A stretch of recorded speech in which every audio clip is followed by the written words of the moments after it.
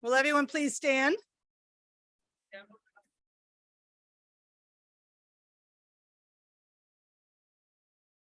All right, good afternoon, everyone, and welcome to the meeting of Rotary Club of Seattle number 4, named for being the 4th oldest club in the world and also one of the largest. I'm Beth Knox, your club president.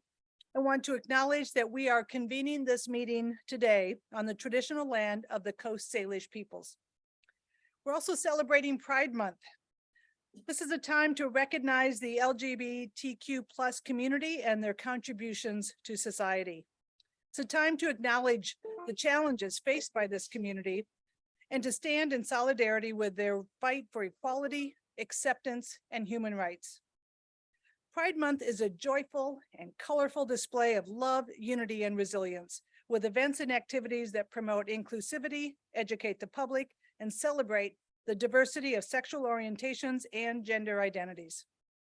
Here at Seattle 4 Rotary, we enjoy music, singing, and words of inspiration to kick off our meeting. Leading our music today is Don Murphy, accompanied by Freeman Fong, after which Nick Anderson will give our inspiration for the day. Don. I tried to find a food song for Jarlin, but I couldn't find one other than singing in the kitchen, banging on the pots and pans, but I didn't think that was appropriate. And also somebody mentioned something about, well, the song America the Beautiful says brotherhood. And they said, well, don't you think it should be something else? And I thought, well, we have Flag Day and we have Juneteenth coming up, and we, of course, the closest thing to brotherhood is sitting down with a cup of coffee and a cinnamon roll. So we do have. Sit together, let us sing.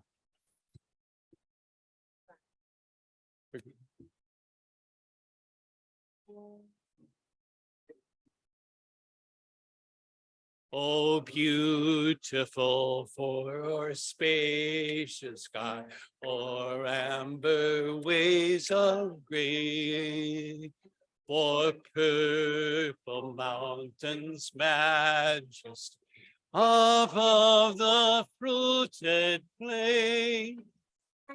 America, America, God shed his grace on thee and crown thy good with brotherhood from sea to shining sea. Oh, beautiful for patriots that sees beyond the years.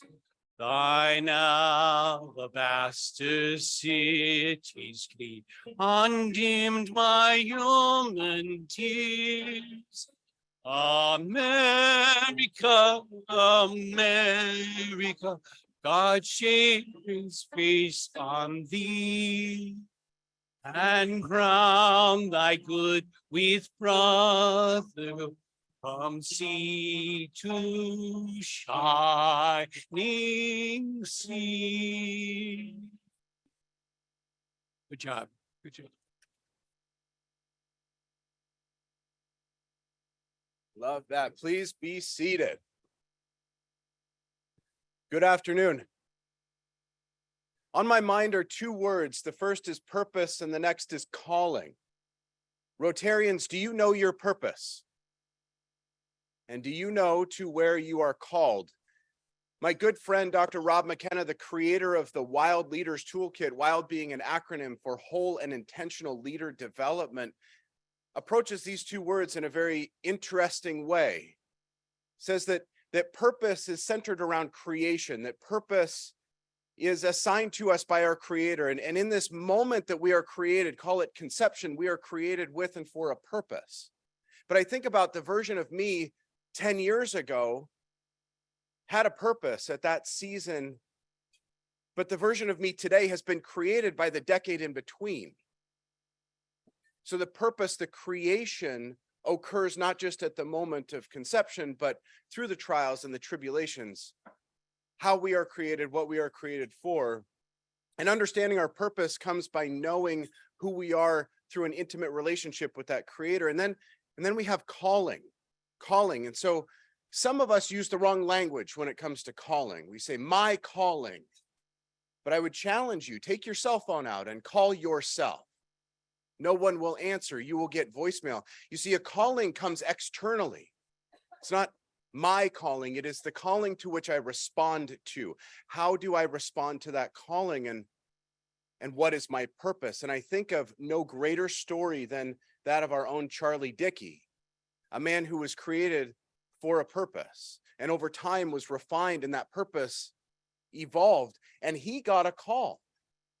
Now, this was unintentional, but his call came from the Pope, literally. And Charlie responded to that call. And thus, Malaria Partners International is what it is. Now, Charlie didn't create that all himself, but he was a participant. He responded to the call, understanding what his purpose was, and listened to the call. And so if I were to offer a prayer today, an inspiration, it is a prayer that we understand who we are, what our purpose is, through an intimate relationship with our Creator. And the prayer would be that we have the ears to hear and the heart to receive that call when it comes. Thank you.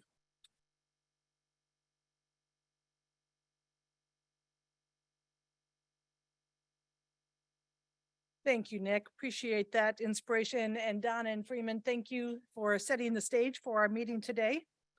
I'd like to also acknowledge our greeters who have stepped up to welcome everyone to the meeting today: Ryan Bunbury, Tabitha Claus, and Matt Albertson. And our meeting reporter, Brad Barber, and Sergeant at Arms Ken Grant. Thank you all for the role that you play in our meetings. Now, we have several guests who have joined us today, and I'd like to ask you to stand and be recognized. Carla Liu, guest of Ken Grant. And we also have Kevin Moore, CEO of Karen Spring Mills, and a panelist with Geraldine Brousseau today.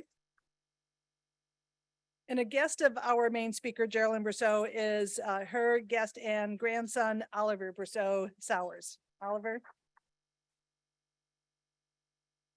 Joining us from Boston number 7 Rotary, President-elect Dimitri Sampas. Welcome. And a guest of Tabitha Claus, Brittany Farrell. Okay. We'll all just stand up and give her a standing O when she gets here. And then guest of Don Cito, Bill Kwan Hao. And do we have any other guests that, please? Laura, thank you. Glad to have you here. Any other guests? Hi, Jerry. All right, welcome everyone. All right, we have club member Jane Pryor, who is back to introduce another new Rotarian. Please welcome Jane to introduce new member Jim Barnhart. Thank you, Beth. I'm pleased to introduce Dr. Jim Barnhart, Classification Agriculture, as a new member of the Rotary Club of Seattle.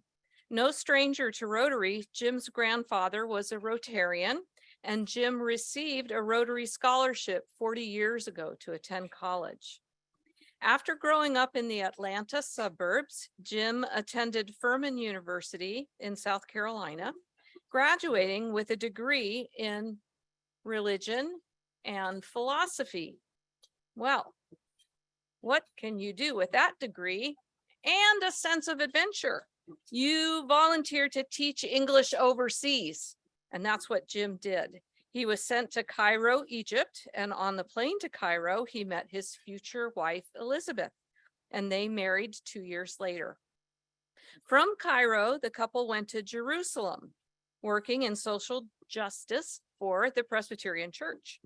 Following 3 years in Palestine and Israel, and the birth of 2 daughters, Michaela and Sarah, Jim went on to earn his master's degree at Johns Hopkins and his doctorate in economics at Georgia State University, while alternately working in Armenia just after the fall of the Soviet Union.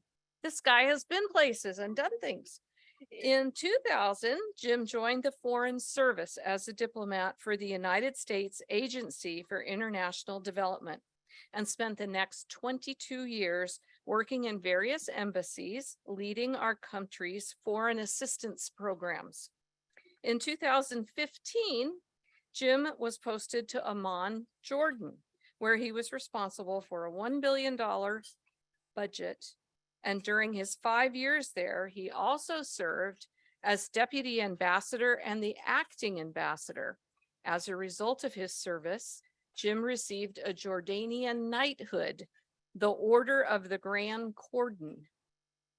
Like I said, lots going on here. Much of Jim's work involved working with foreign governments on food security and economic growth and development. After 30 plus years overseas, including 22 years with the U.S. Foreign Service, Jim retired as a career minister. And for those of you not in the know like me, that is the civilian equivalent of a 3-star general in the military world. At the same time, his wife Elizabeth retired from the United Nations. As the new executive director of the Oxbow Farm and Conservation Center, sorry about that, Oxbow Farm and Conservation Center in Carnation, Jim will continue his work in food security and climate change responses. At Oxbow, he manages a team of 60 employees working in conservation, education, native plant promotion, and sustainable organic farming. The center is located on 240 acres of forest and grassland bordered by the Snoqualmie River, which Oxbow uses to produce food, grow native plants, connect children to nature, restore and sustain habitats, and cultivate community. So why Rotary and why now? Over the past 3 decades, Jim spoke to Rotary clubs around the world and was impressed by Rotary's reach and impact. In his new role at Oxbow, Jim wants to strengthen and deepen the organization's partnerships across Seattle. Given Oxbow's goals, he saw a natural fit with Rotary and especially with our Environment and Sustainability Committee, which he's joined. So please welcome Jim.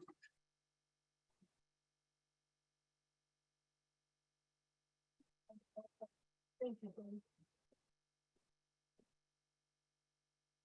Thank you, Jane. Jim, we are thrilled to have you as a member of Seattle 4 Rotary, so welcome.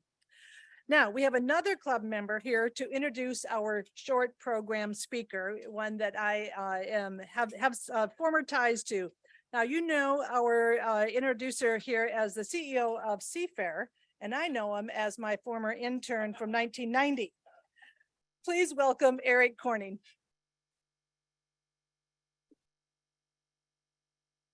Thanks, Beth. I'll always be your intern.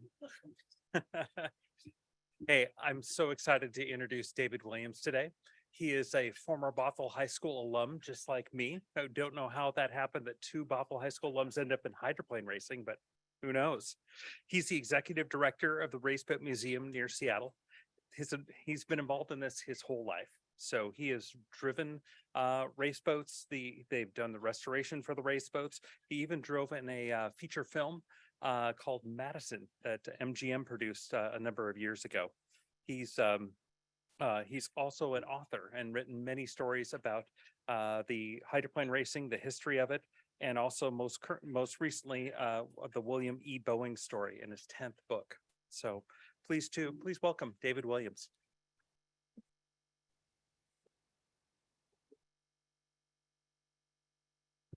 Thank you very much. I'm just thrilled to be here, but a little disappointed. I was promised cinnamon rolls and I keep looking at the tables.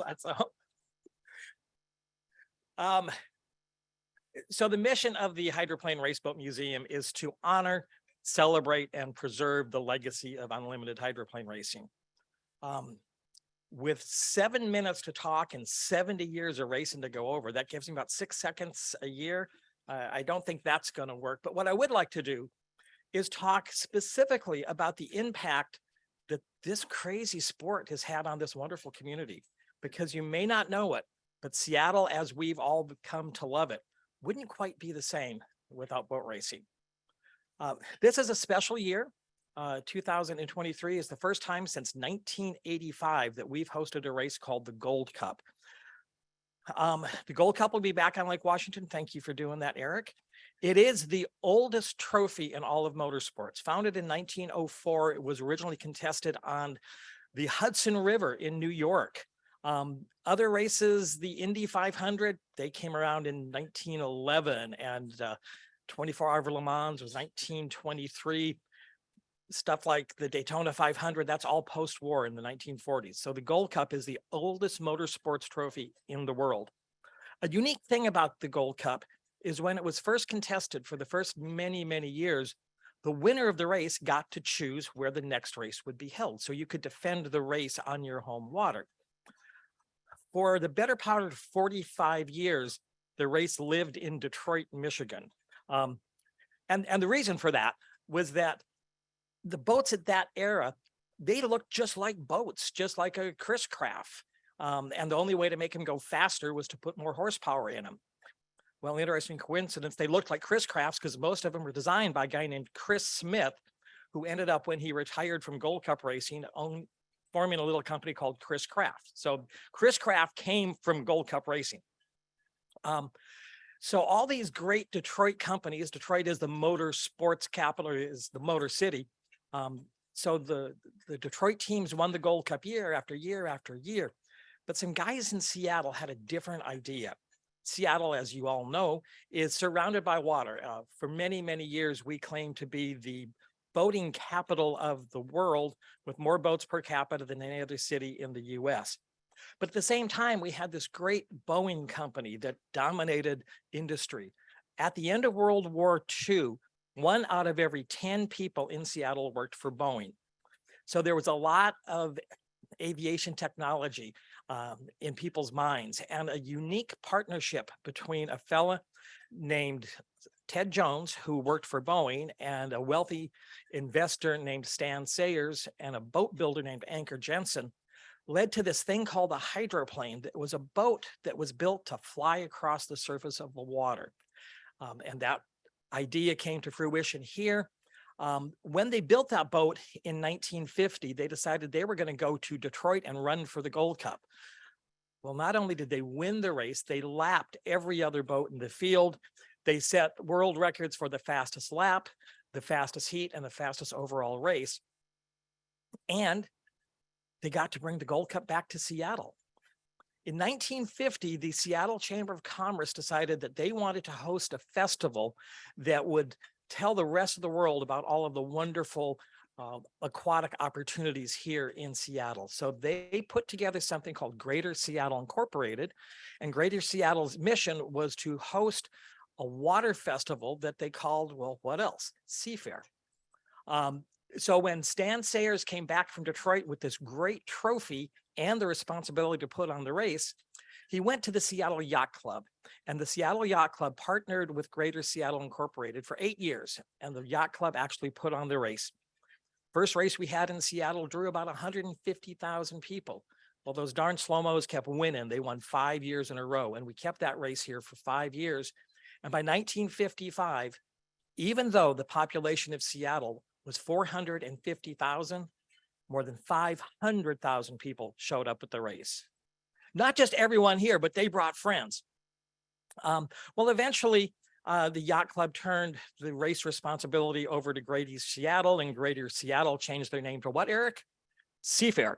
But those guys and the gals, but at that, it was 1950, it was primarily a lot of guys who were well-heeled and met at the Yacht Club and began to learn the skill of raising money and entertaining large crowds and putting on a huge event. They decided they were going to try something else. So the next thing those people tried was another fair, but not a sea fair, but a World's Fair. Same group of promoters that came together for the Gold Cup in 1951 bid for and won permission to put on the 1962 Century 21 World's Fair.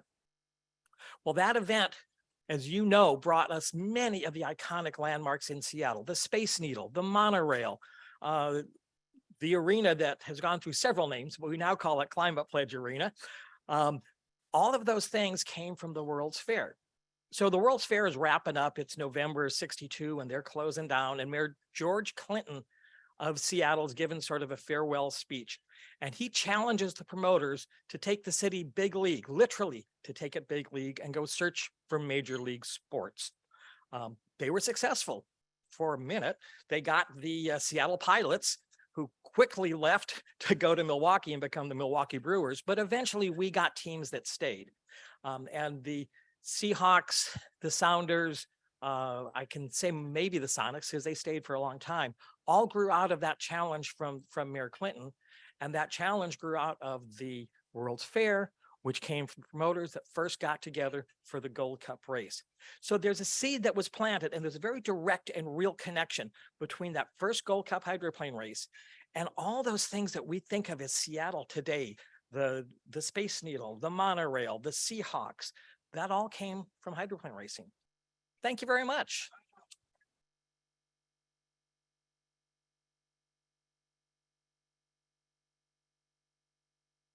David, that was the best and most succinct story of Seafair I've ever heard, and I love that. Well done. All right. Thank you, David and Eric. All right, so now the anticipation that you've all had for the Cinnabon story from Geraldine is finally over. We've been waiting a long time for this, Geraldine, but we're also going to hear about her entrepreneurial adventures as a board member of Karen Spring Mills. And here to lead the conversation today with Geraldine, as well as the CEO of Karen Spring Mills, Kevin Morse, is a keynote speaker, podcast and event host, drummer, bowler, an organic farmer, and Seattle Floor past president, Mr. Mark Wright. Mark. Thank you, President Beth. Good afternoon, everybody. It's great to have you here. I wanted to start just with a question because we're talking about baking today. Who in the audience has flour in your kitchen right now? Show of hands. How many people have flour? It's kind of a staple, right? Who has more than 10 pounds of flour? Who has more than 20?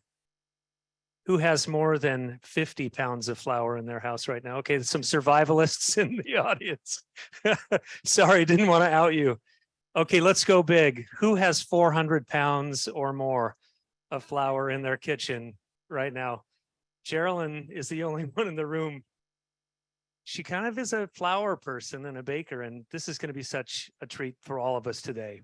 So a lot of you know Geraldine as a Seattle 4 Rotarian. Some of you have heard the story about how she created Peace Trees Vietnam. It's a nonprofit humanitarian organization.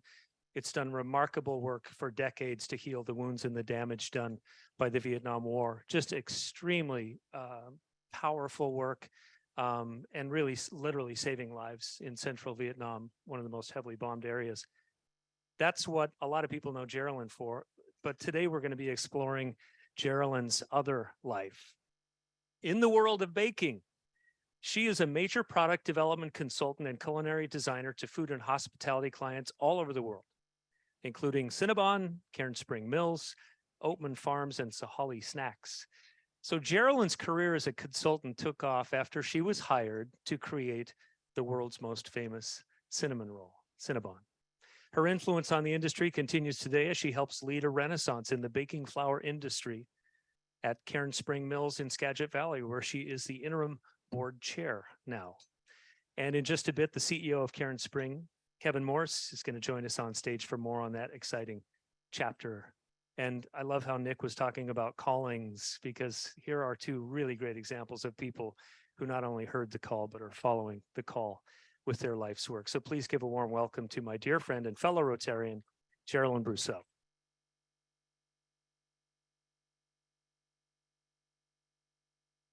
Thank you, Mark. It's working perfectly. They'll ride gain, as they say in the industry, in the back. So Geraldine, I just love your story. And you guys should know that Geraldine and I talk on a regular basis on the phone, and I just leave our conversations just lifted every time. And I just love this woman.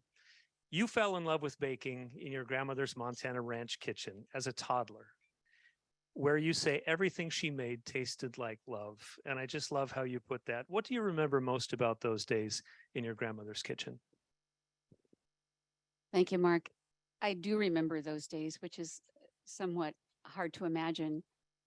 I was about 1 year old. My father was in the war, the Second World War. My mother was working in the local bank. So my mother, my sister, and I all lived with my grandparents. And my grandfather would take care of my sister, who was older, and my grandmother, who baked for the local restaurants, would make pies and rolls, and she would set me on her baker's table. And she'd put these little bits of dough in my hand. And I think I had this some kind of, a DNA. It all came through from my grandmother, and everything that she did, everything that she made tasted just like love. And it was a seed in me that has always been there really for my whole life, which I am incredibly grateful for. So food, specifically baked goods, that's your language of love, right? It is. Okay, we're going to fast forward Fast forward. to 1978. You turned a 1947 gas station in Edmonds into a beautiful French bakery called Brousseau's.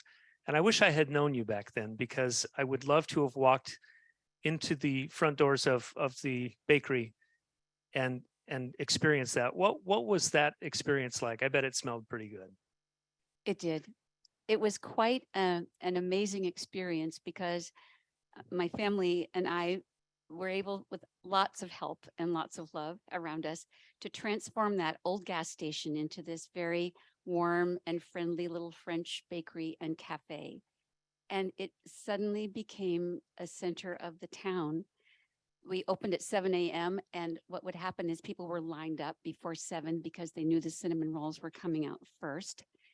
And it became a place of people filling their souls. They would come there to have something delicious to eat and sit down, but importantly, they'd be having conversations. And it became such a part of Rousseau's that it just kept growing and growing and growing, that whatever is good for the body is good for the soul as well. So it would lift the spirits of people when they may not have had such high spirits. That was a super important part of our work. So I kind of want to go out of sequence here. You became really well known, and you even hosted a dinner for Julia Child, right? When she came to town, like Yes. you were hosting one of the world's, if not the world's greatest baker in history. Indeed, she was the greatest baker.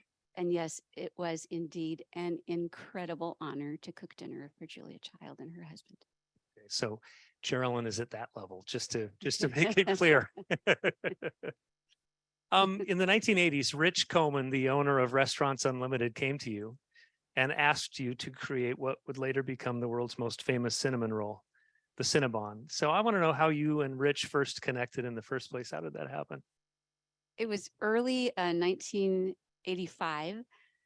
One of the executives from Restaurants Unlimited, who had come to our restaurant bakery before, came in and said, is there a way that you could create a beautiful landscape of food for Rich when he does all of his manager meetings from all of his restaurants? And I said, oh, we'd be happy to, because our bakery cafe was really built on, it grew from all the local foods. I drove all the valleys of Snohomish Valley, the Whatcom Valley, and Skagit for sure. I picked up all the food from the local farms. So it was a very homey kind of place. And I was actually at the stove. The cook had called in sick that morning, and I was cooking lunch, and the phone rang, and that's all I had was a phone on the wall. And I said, hello. And voice says, hey, this is Rich Coleman. Geraldine, how'd you like to make the world's greatest cinnamon roll? And I said, let's do it. So we did.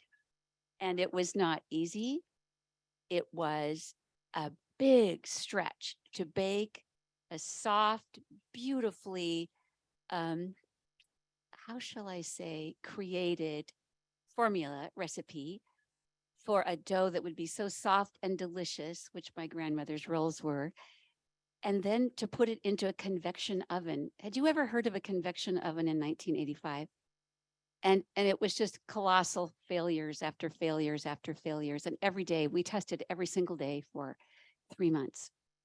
And then one day, Rich and I were called over to another organization to take a look at their cinnamon rolls. So we did.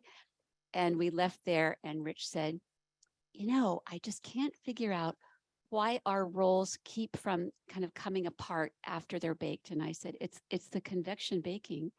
It's that incredible intense heat that's trying to connect, make a crust, but this dough isn't designed that way. And he said, well, what do you think it is? So I started thinking, and my grandmother, this is true. A thought came to me from my grandmother.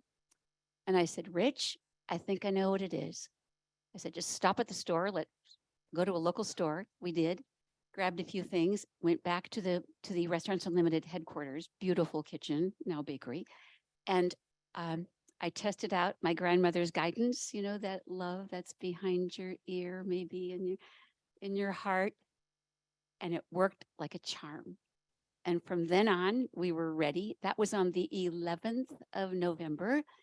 And Rich and his son Greg were opening the first Cinnabon bakery on December 4th. No rush, but we got it ready. I have to ask, what was the difference maker, or did you sign a non-disclosure agreement? Yeah, that's all in the box. It's all in the vault. Wow. I thought I could get it out of you. So how did that roll out? Because I know you've worked over the years with a lot of big companies to scale recipes and to make them really good on a mass scale. But how did that work when Cinnabon started rolling out, these Cinnabon shops all over the country? How did you maintain quality control, and what was that growth process like? The growth was exponential. I mean, it was just so fast. People were just falling all over themselves to get to a Cinnabon bakery. Do any of you remember that? Oh, I see. Yes. It grew very quickly, which made Rich very happy. They created a separate company. So Cinnabon became a separate company from Restaurants Unlimited. And that was on another property just up the street. And the growth was incredible. So they had franchisees and they had levels, of course, of integrity, and everything would be consistent throughout the whole company. And several people would buy multiple franchises because they were doing so well. And so ultimately the day came. It was a hard day for me, but 10 years in, people were asking for frozen dough. I just couldn't imagine it. But finally, that's what had to happen.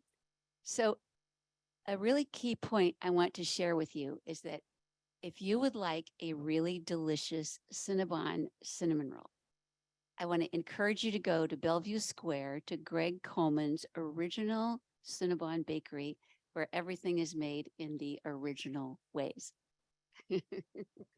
That's good to know. If we have time at the end, Geraldine, I want to ask you about some of your other consulting. Sure. You got an idea that this woman is tuned into the universe, right? In a lot of different ways. And I'm not really joking about that. When Geraldine was young, she actually had a dream that one day a mill would open in the Skagit Valley that produced world-class flour. She actually had that dream, and it actually happened. And here's their story. Take a look.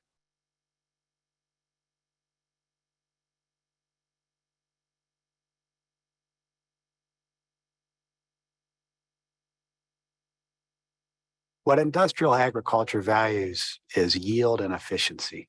It doesn't just impact our values, it impacts our lifestyle and what we believe in and what we cherish.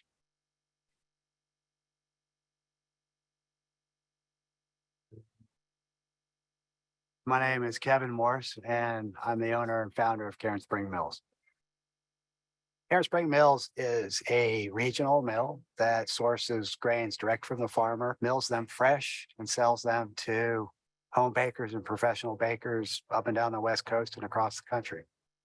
I turned 50 and decided that for the next 50 years, what I wanted to work on was rebuilding local food systems. So I teamed up with a group of people that were investing in local businesses and farms, trying to create a new model. And then farmers, bakers, local impact investors all rallied around this idea of reinventing a model for regional milling that would make our community more prosperous, healthy, and resilient. We had 24,000 mills in this country 120 years ago. And today we have 166. We've gone from a system that supported good stewardship, supported healthy food, supported our families, to one that's all about bigger, faster, cheaper.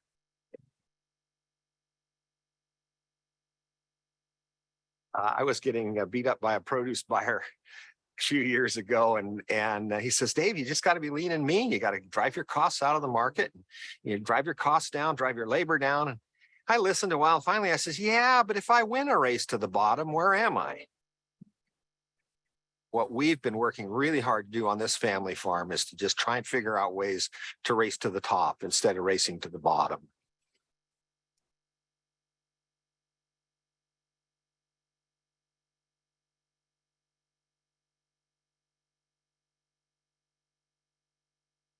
This wheat, this is Yocora Rojo, hard red spring wheat. So the commodity price for wheat has been oscillating around averaging, say, $6 a bushel in Portland. We pay our growers for hard red spring wheat. We're averaging around $9 to $9.25 a bushel. So a significant increase in pay. Plus, when farmers grow commodity wheats here, they spend about $1 a bushel to transport it to Portland. So by selling grain to us, they're making almost twice as much as they would on the commodity market. He understood we needed to make a margin. How could he create something, provide something that would allow a livable margin on the farming end and produce something that was remarkable and differentiated in the marketplace? People are hungry for something that's real. We know exactly where it was grown, who grew it, and we preserved the identity of that grain from the field, through the granary, from the mill into the bag. We knew we were on to something early on. We knew we had something special. It's just the nonstop, unsolicited feedback from the bakers on how good the flour was and how good the bread was that they were making with it. And then the entire team around the mill, they're all committed to something bigger than just their jobs. It might look like what we're doing is milling flour. What we're really doing is revitalizing our community. We're building a community. And what we're hoping to do is transform a system from one that isn't sustainable to one that contributes to our health and our vitality, both here and anywhere else there's a new mill.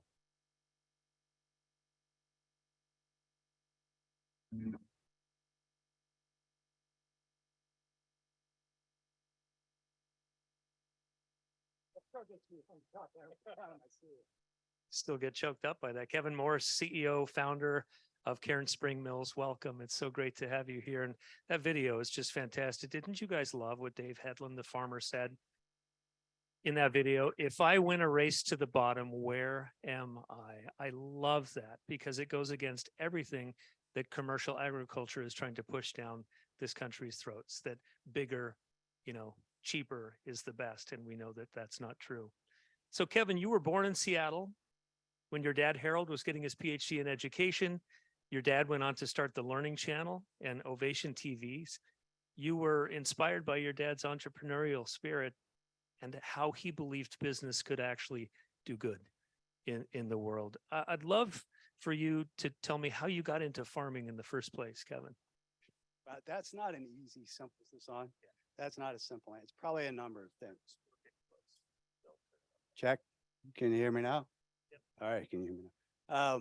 Several people in my life, my family mostly, influenced me. I was raised primarily by my Italian grandparents, who were first generation immigrants. And when they landed in this country, they became farmers.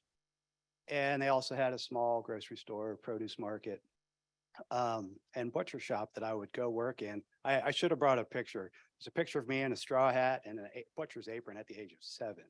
And I fell in love with food. It was part of our culture, it was part of our identity. But I also got to experience going out to the farms with my grandfather and meeting all his brothers and sisters and hearing about their farm. And I just immediately fell in love with the idea of doing something special in food. And they instilled in me the reverence of our farmland and the importance of it, because that's how they survived in this country. And most of my life, they tried to talk me out of getting into the food business. And here I am today. I got right back into it. They were the Mike, a little little closer. There we go. Roger that. So the other day when we talked, Kevin, you told me that researchers from Washington State University are really the ones who made it possible to grow wheat for baking in Western Washington, because, you know, we all grew up in the rain here, and this does not look like wheat country to most of us. How did that happen? How did Wazoo start this thing in the Skagit Valley? What's really interesting, wheat is just a grass. I'm sure Jim's seen it grown all around the world in his travels and work. And what most people don't know is the reason they grow wheat in Kansas is because it's really the only thing that'll grow there. That and livestock. But we've been rotating wheat and cereal grains in the Skagit Valley for 120 years.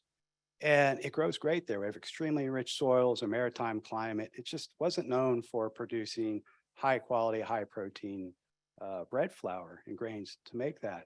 But what happened when Dr. Stephen Jones came to Skagit County from Pullman, Washington, and he was the director of the Ag Research Station, he didn't even know they were growing a lot of wheat in the valley. And the farmers there have been rotating wheat in between their cash crops for 100 years, potatoes, spinach seed, cabbage seed, other crops.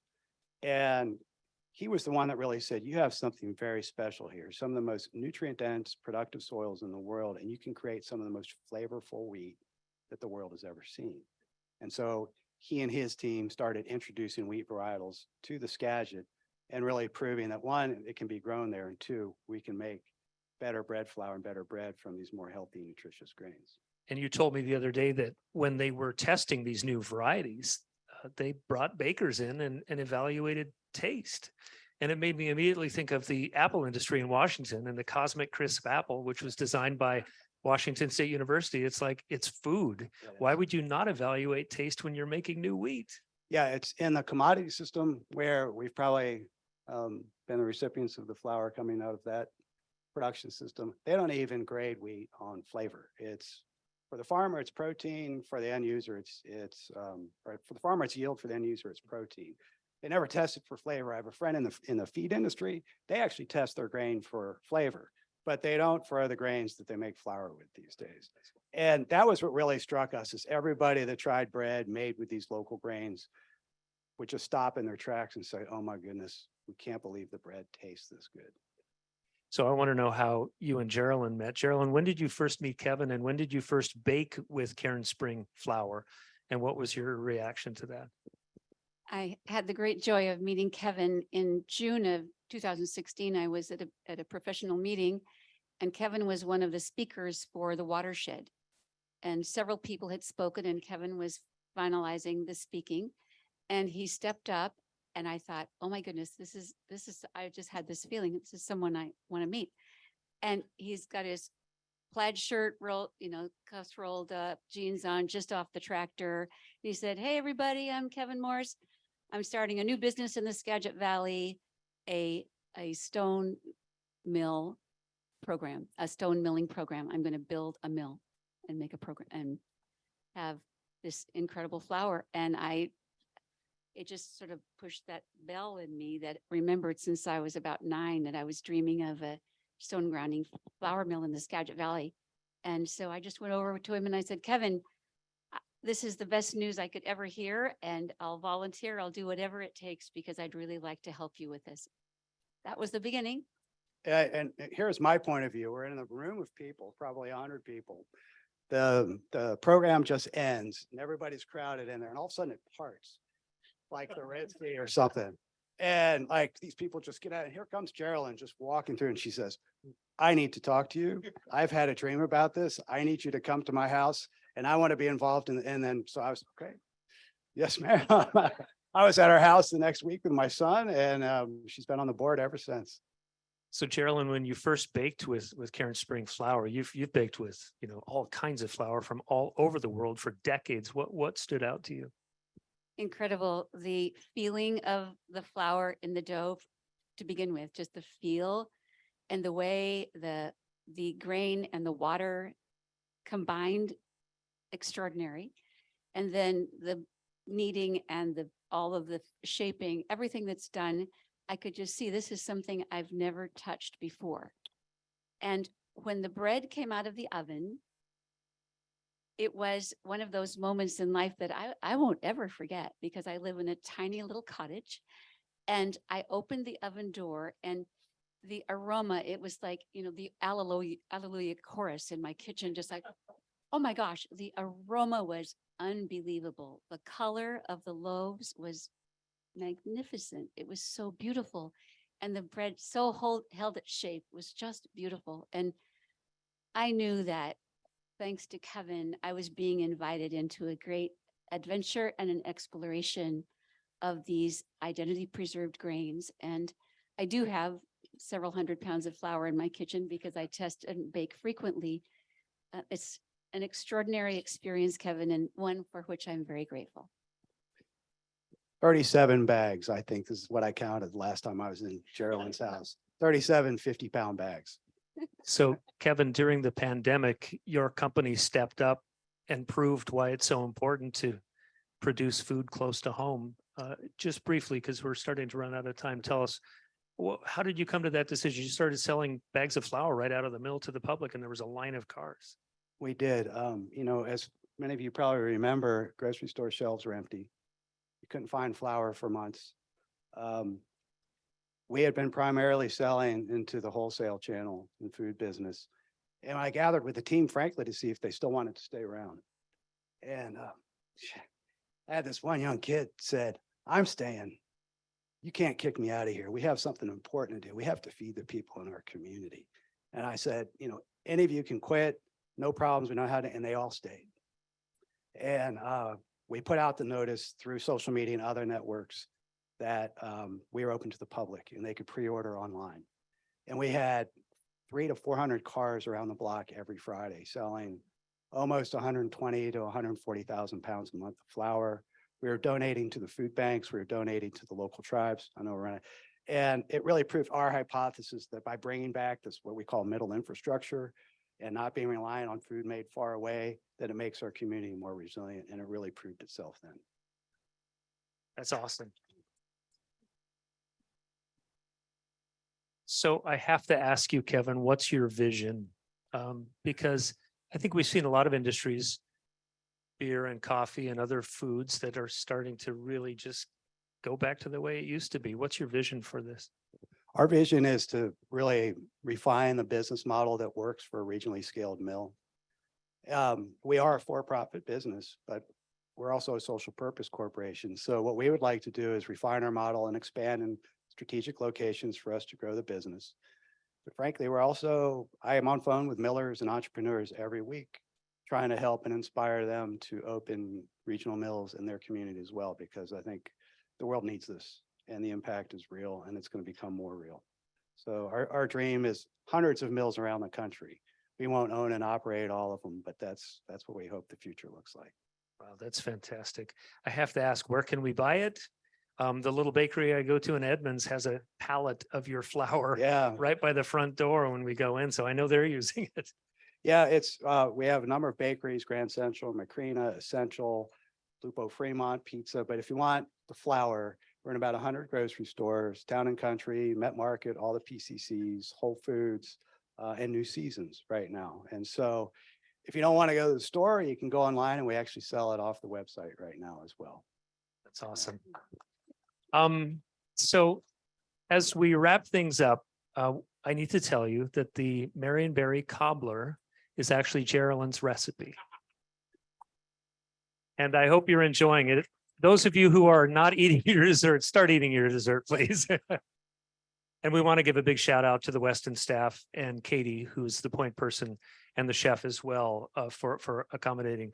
We were hoping to use Karen Spring flour, but we couldn't get all the things to align to make that happen. So that's number one. Number two, look under your dessert plate for a yellow dot. And if you have a yellow dot, come up here and we have a 5-pound bag of flour for you. Look under on the very bottom. There should be on the very bottom. Look under the bottom there, right there. There we go. Ryan, come on up. Hey, Eric, can you hand them the flour when they come up? Yeah, come on up and Eric's going to give you the flour. So a 5-pound bag of Cairn Spring that you can take home and bake with.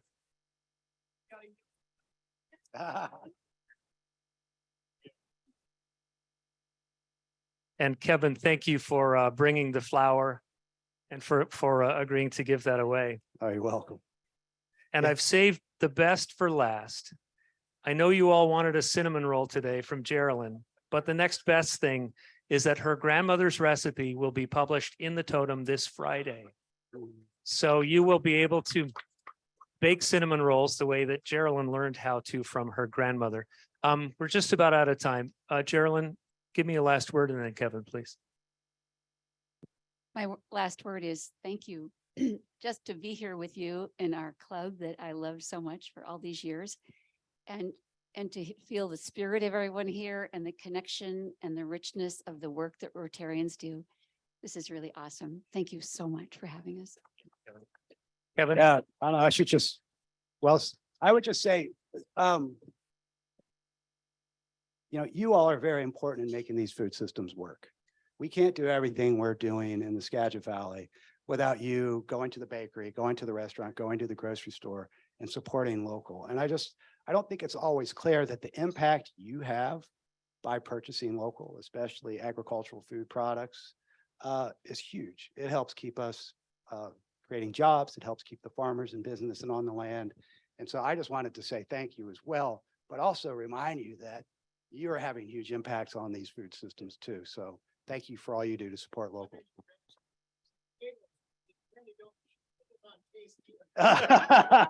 Go to Headland Farms. They have great ones up there in LaConner. Let's give a big round of Yeah. applause. Kevin Morris, Geraldine Brousseau, thank you so much.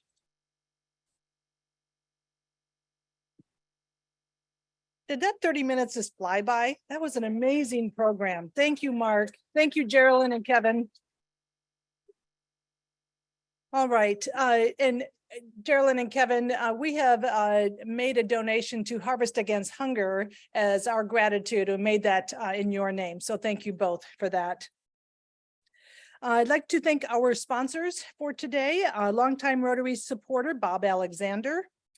And our other sponsors include Joel Farrell with Morgan Stanley, Dominic Musafia, Seattle Divorce Options, Jacobson Jarvis Certified Public Accountants, Matt Bratlin, NetTech Pro Bono IT, and for tech support, Live Oak AV. Thank you. All right, next up is Virginia McKenzie to give a Rotary service announcement. Virginia. Thank you, President Beth.